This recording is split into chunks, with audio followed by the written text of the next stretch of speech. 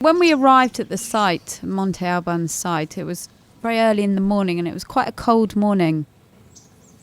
The site wasn't open, we were some of the first visitors, and we were just watching the cleaners sweeping as they were preparing the site. We bumped into Augustin, who was a guide who was working at the site, and he was pretty keen to get some paying visitors on one of his guided tours, and he started to talk to us about the Zapotecan people. He was showing us on the plan which area of the site was used for what, and he seemed very knowledgeable, so we decided we'd pay him to give us a guided tour.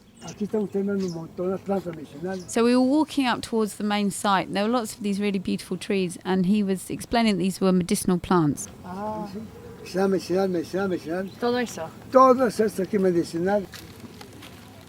At the beginning of the site there was this space which was like a dugout area which had a plaque that described it as the Juego de Pelota.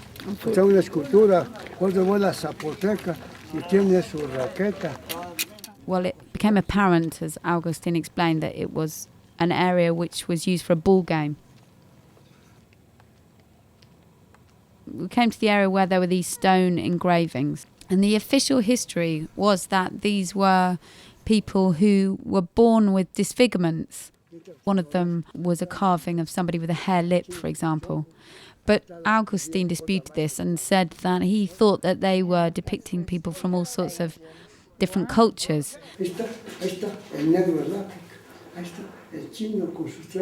One was a African person, and one was a Chinese, and one was a Egyptian, and one was a Jewish person.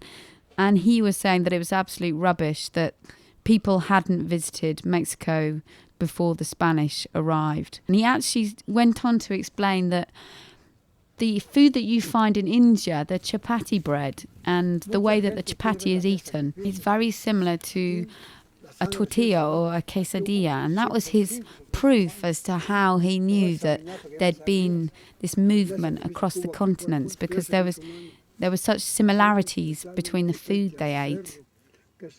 He took us into the main area of the site, and he explained that this is where the people would gather, thousands of Zapotec people, to hear their leaders speak. And he was describing how incredible the acoustics were within this area of the site. He did this by making us clap so that we could hear the echo back. And it was true that it was an incredibly clear sound.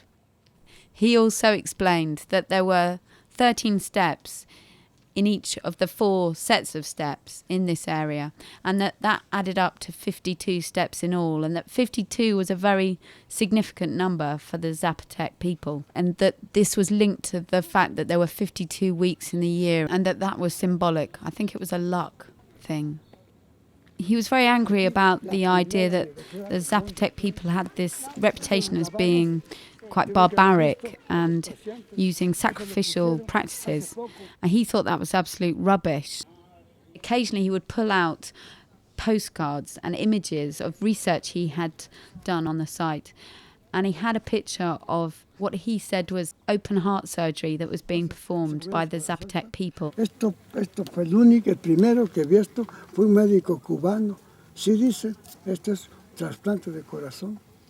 Towards the end of the tour, Augustin was getting increasingly agitated. I think he felt that we'd had our money's worth, and he was keen to perhaps look for other paying visitors. But he was very angry still about the idea that he had all this knowledge to impart, and that the other tourists were being fed a diluted version or an incorrect version in the guidebooks and in the plaques that had been erected around the site.